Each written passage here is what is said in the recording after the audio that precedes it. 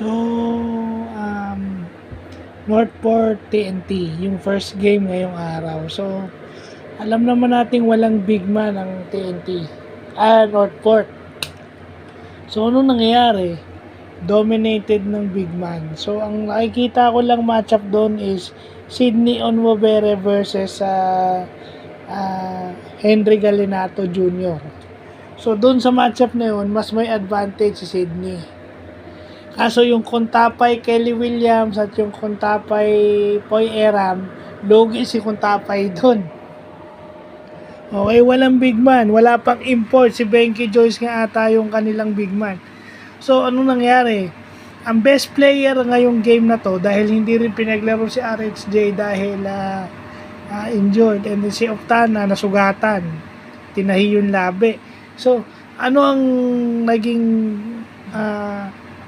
point of emphasis ng laro ng Tropang Giga? It's the center slot. Yun ang kakailanganin nila sa playoffs, yung laro ni Poy Eram.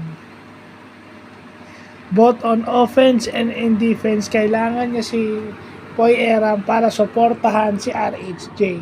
If RHJ could be supported by a center like Poy Eram on both ends of the floor, malaking bagay. Why?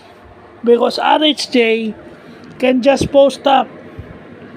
Pwede niyang pasahan sa labas, pwedeng mag-pick and pwede siyang catch and shoot itong si Poy Eram dahil alam natin may tira sa labas ito.